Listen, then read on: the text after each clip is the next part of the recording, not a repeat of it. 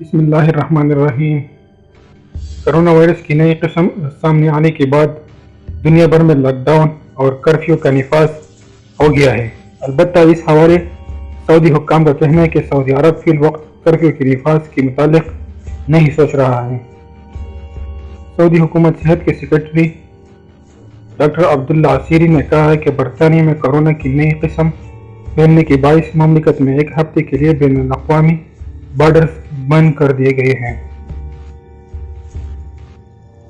لیکن ہمارا خیال نہیں کہ ہمیں اس سے زیادہ کوئی حفاظتی اقدامات کرنی چاہیے۔ اس وقت سعودی عرب میں کورونا کی صورتحال امریکہ اور برطانیہ کی نسبت کافی بہتر ہے۔ انہوں نے کہا کہ آنے والے دنوں میں ریاست میں کسی قسم کی کرفیو کا امکان نہیں ہے۔ واضح رہے کہ گزشتہ دنوں متحدہ عرب امارات کے بارے میں خیال کیا جا رہا تھا کہ کورونا کیسز زیادہ ہونے کے باعث امارات میں لاک ڈاؤن لگایا جائے گا، لیکن اس حوالے سے اماراتی حکام کی جانب سے بیان آیا تھا جس کے مطابق متحدہ عرب امارات میں کرفیو یا لاک ڈاؤن نافذ نہیں کیا جائے گا۔ اماراتی حکام کا کہنا تھا کہ تعلیمی اداروں میں اگر کورونا کیسز رپورٹ ہوئے پھر انہیں 2 ہفتے کے لیے بند کیا جائے گا۔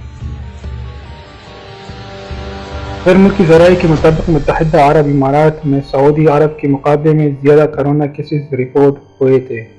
چند ہی روز میں امارات میں رپورٹ ہونے والے کورونا کیسز کی تعداد دگنی ہو گئی ہے۔ اس تمام صورتحال میں افواہیں گردش کر رہی تھی کہ متحدہ عرب امارات میں دوبارہ سے لاک ڈاؤن یا کرفیو نافذ کیا جا سکتا ہے۔ تاہم اب اس حوالے سے اماراتی حکام کی جانب سے وضاحت جاری کی گئی تھی۔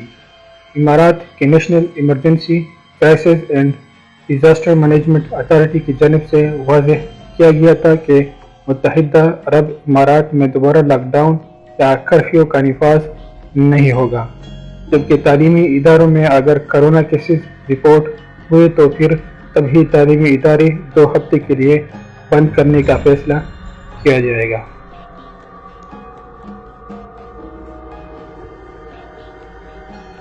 مزید سعودی عرب کی نیوز کے لیے ہمارے چینل کو سبسکرائب کرو تاکہ ہر آنے والی ویڈیو کی نوٹیفیکیشن اور صحیح نیوز آپ تک بر وقت پہنچے۔